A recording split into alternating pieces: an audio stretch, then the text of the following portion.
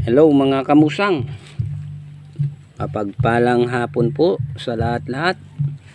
Shout out po sa lahat-lahat sa Luzon, Visayas at Mindanao. Shout out po sa solid supporters natin dyan. Shout out sa inyo mga bro, mga sis, sa mga new subscribers. Maraming salamat. Salamat po sa inyong lahat na sumusuporta sa channel natin. Sa mga viewers sa spiritual, maraming salamat din. At sa mga kapatid nating mga antingero at antingera, meron po tayo dito gamit na para i-explain natin mga kamusang. Halimbawa, ito unahin natin, ito yung medalyon ko, no? Ayan po, medalyon po yan. Mayroon kasi akong nakita na napapagalaw niya yung halaman. Kung dito natin malalaman na tawag nito na buhay yung medalyon. Natatawa lang kasi ako. Halimbawa, ito yung teo-teo. Ayan mga kamusang, ano natin, zoom natin, no. Yan, teo-teo po yan, no. Basahin natin ng konti, parang dry na dry yung yung teo-teo. Ayan po. Tapos itapat natin sa sa medalyon. Ayan po, gumagalaw. Ayan, gumagalaw po siya. Buhay ang medalyon natin. Tanga talaga yung no? Tanga talaga yung scammer eh. Hindi niya alam na tinatawanan siya ng nakaalam. Mahilig talaga mag-scam yung mga tao, no? Ay nako. Siyempre ito po yung teo-teo ay gumagalaw po yan dahil buhay po yan na halaman. Yung iba ay sinasabi ay buhok ng kapre, yung sinasabi ay buhok ng engkanto, yung sinasabi ay buhok ng diwende. Nako, nagkakagulo-gulo na. Nasisira talaga yung imahe ng mga antingero dahil sa mga pinagkagagawa ng mga peking mga antingero, mga antingera. Ito po ay isang halamang gumagalaw. Gumagalaw po ito kahit hindi po natin basain.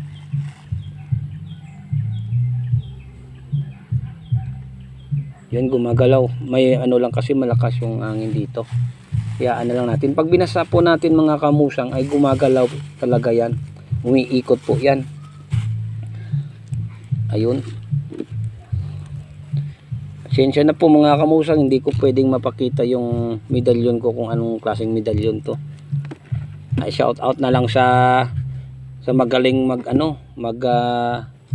magkwento sa pagong yung scammer, no.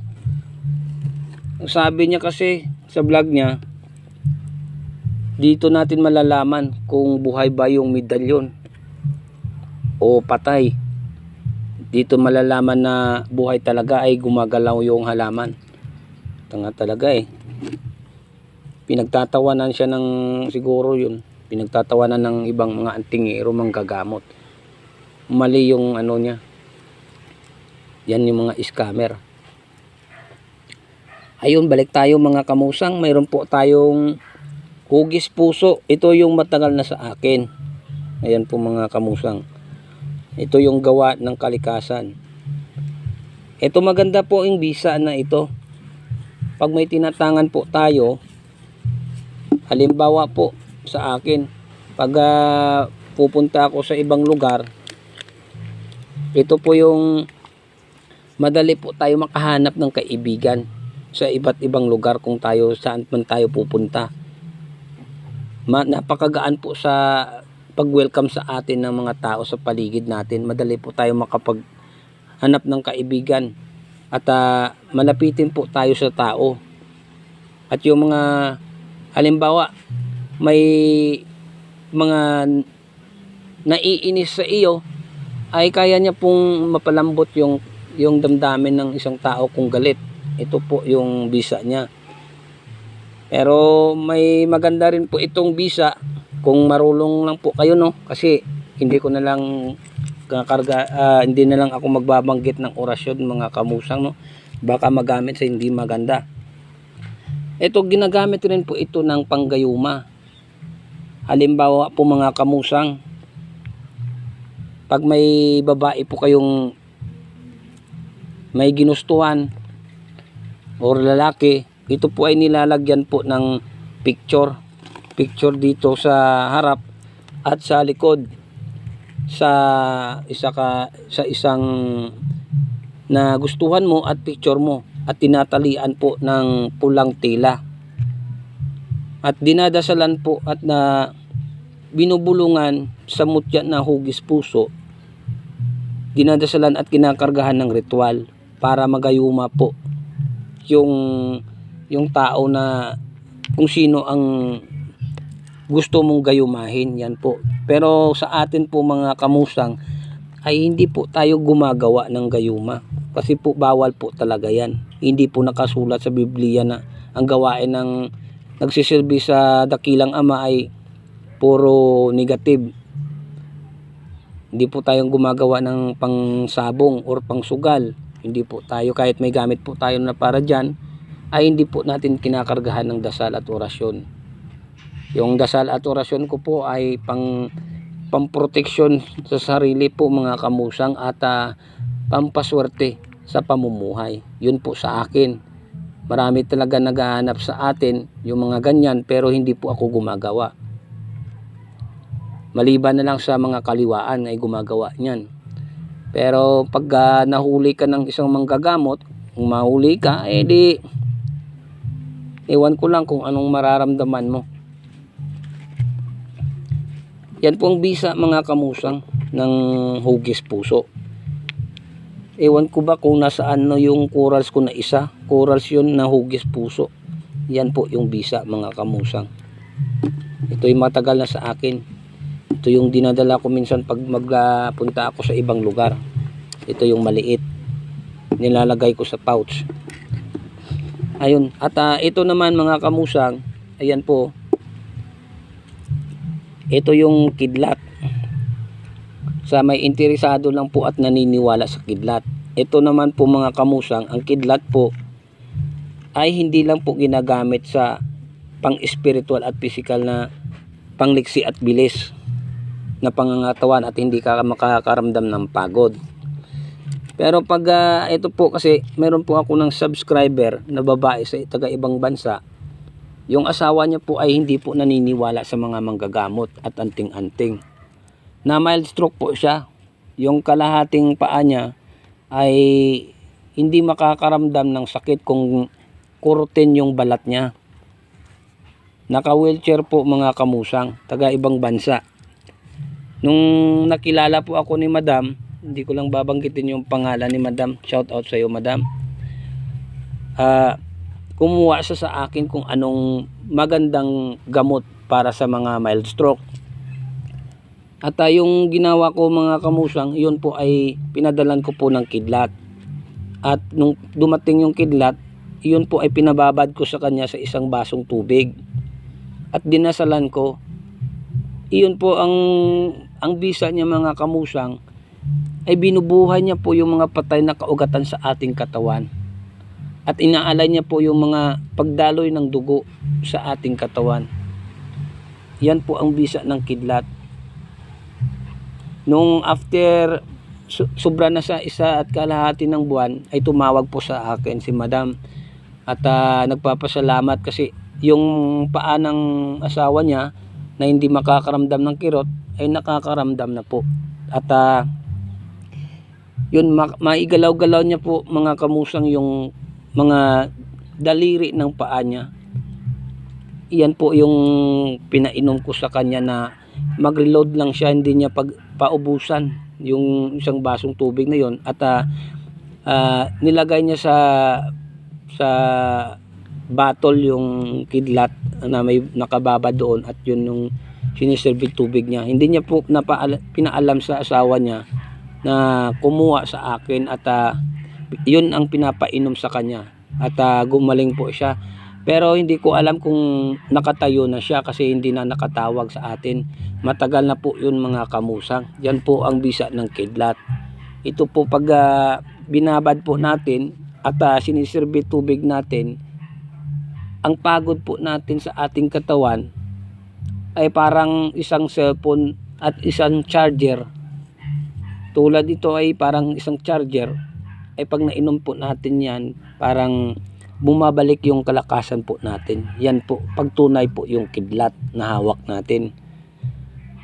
Yan po ang bisa ng kidlat, pwede po gamitin sa pisikal. At kung masama naman pong pakiramdam natin, yun po ay iniinom po natin yung binabara na kidlat. At pwede rin po natin na hawakan po ang kidlat, ihihigupin po yan yung negative energy sa ating katawan. Hindi lang po pangontra sa mga masasamang elemento at pang-iwas disgrasya sa mga masasamang tao. Gamit rin po ito, gamot rin po ito sa ating physical na pangangatawan na yung kung masama yung pakiramdam natin, kung nilalagnat po tayo, pagod po tayo, may mild stroke yung mga pamilya natin, iyan po ay maganda pong gamitin. Yan, umiinit po. Ito yung kidlat. Ayun mga kamusang, ay sa may interesado lang, ayan po, ako po ay nagbibigay ng mga freebies. Minsan hindi lang 7 yung pinapadala ko ng mga gamit, minsan 9, minsan 13. Hindi po ako nagbibigay ng gamit na walang butal na numero, kasi yung ibig sabihin ng butal po yan mga kamusang, para hindi po babalik yung negative energy sa akin. Kahit sinong mga antingero, basta yung mga antingero na nakakaalam talaga, na tunay na mga antingero, alam po nila yan. Ang butal po ay napaka-importante sa tao, sa manggagamot, sa mga hunter ng mga mutya, mga antingero at antingera. Kasi po pag hindi makabigay ng butal, ay bumabalik sa akin sa negative energy na kung sinong pinadala namin. Ilang beses na rin po ako may kumukuha sa akin na hindi nila nilalagyan ng butal, ay bumabalik po sa akin. Kaya kung sinong kumukuha sa akin ay pinapabutalan ko talaga. Ang ginagawa ko pag sobra yung pinapadala ng mga subscriber natin na pera, yun po ay binubutalan ko rin po. Pinapupunta ko na lang sa mga wine at saka tsokolate sa mga gabay ko po. Yun ang inaalay ko kasi. At hindi po, sa totoo lang mga kamusang, kumikita po ako dito sa mga mutya na ito. Pero hindi ibig sabihin po ay pinipirahan ko yung tao. Kagaya ng sinabi ko, kasi hindi po na-upload yung yung video natin. Ang 50% po ay napupunta sa aking gabay at sa mga mutya. Inaalayan ko po ng wine, whiskey, sigarilyo, tubig. At yung 25% ay napupunta sa paghahunting ko mga kamusang. Ang 25% ay nasa personal ko. Ang maniwala po at gustong kumuha ay kumuha. Ay hindi po ako namimilit. Hindi po kami namimilit ng mga antingero at antingera. Ang interesado lang po, mayroon talagang kitid ang utak na akala mo ay parang perpektong magsalita, ay parang buong pagkatao ay kilalang kilala niya yung isang tao. Ni sarili niya nga hindi niya maayos-ayos. Kaya katulad sa isang pastor ay kung magsalita ay parang puputok na yung ugat sa leeg. Parang perpekto. Tinitira ko po kasi mga kamusang yung mga pastor na yan, kasi lumaki po ako sa sa simbahan, baptist po ako. Nagsasalita ng hindi maganda sa kapwa. Ini-insist na yan talaga ang Diyos. Isa lang yung Panginoon natin. Wag po natin na pilitin yung isang tao na maniwala sa ganito. Isa lang, kung anong sinasamba mo po yung Panginoon, na yung dakilang Ama yung sinasamba ninyo, ay yung dakilang Ama rin yung sinasamba namin. Isa lang yung Panginoon natin. Yung mga pastor kasi parang puputok na yung kaugatan sa leeg. hindi makapagsalita ng normal na salita, isisigaw-sigaw pa sa mga bus, sa mga market na parang may sunog. Hindi naman po mga kamusang lahat-lahat mga pastor ay masama. May mabuti rin na mga pastor. Hindi rin mga pare ay mabuti. May mga masasama rin na mga pare. Kaya nga yung negative at positive ay hindi po yan nawawala mga kamusang. Magpartner po yan. Katulad sa buwan at saka sa araw. May liwanag, may dilim. Kaya kung anong paniniwala ng isang tao, ay wag mong wag kang kumontra. Kung nakita mo na may demonyo sa likuran niya, ay kontrahin mo. Pero kung wala ka namang nakita na hindi ka naman inaano, ay respetuhin natin. Wag po tayo magpatalino-talino. Dahil sino mang tao ay buburin. Hindi lahat perpekto. At tulad sa isang tao ay pag makagawa ng isang bisis na masama ay habang buhay na sisisiin. Pero yung kabutihan na ginawa ay lahat ay burado. Yan yung mga tao na mga makitid yung kaisipan na parang makapagsalita ay parang perpekto na. Kaya magrespetuhan na lang po tayo. No, para hindi po tayo makasakit ng damdamin ng isang tao. Tao lang po tayo. At ako po ay nagpaprangka po ako sa inyo. Ako po ay kumikita dito sa mga mutya na ito. Pero hindi po lahat ng 100% ay napupunta sa akin. Ang 50% po ay napupunta sa gabay ko. Ang 25% ay napupunta sa paghahunting ko. Ang 25% napupunta po sa akin. Tao po ako, kumakain po ako. Nakakaramdam rin po ako ng gutom. Ang makaintindi po yan, yung nakakuha sa akin. Ang hindi makaintindi, ay wala po tayong magawa. Kung gusto mong kumuha sa akin, di padala mo ako ng 20 pesos. Ewan ko lang kung saan aabot yung 20 mo. Naku po, yun lang agad. Yung totoo lang talaga mga kamusang. Subukan ng mga tao na ito na mga negative na magpagupit sa barbero. Tapos sasabihin sa barbero ay, pre, 20 pesos lang ibayad ko sa iyo. Tingnan natin ang gupit kung hanggang saan aabot. Ganun po yun. Nagbibigay naman po ako ng libre pag makakuha ako ng gamit. Kasi may nagtanong sa akin na kung magkano yung gamit ko, sinabihan ko na ganyan-ganyan, may ginagastusan ako ng mga mutya, mga gabay para ialay ko. Hindi na nag-comment, doon na hindi naman lang nagtanong, doon pa nag-comment sa comment section at bastos yung sabi. Kaya nga hindi na-upload yung akong video kasi nag-live tayo noon. Ngayon maa-upload talaga ito para maliwanagan yung mga tao na yan na mga negatibo.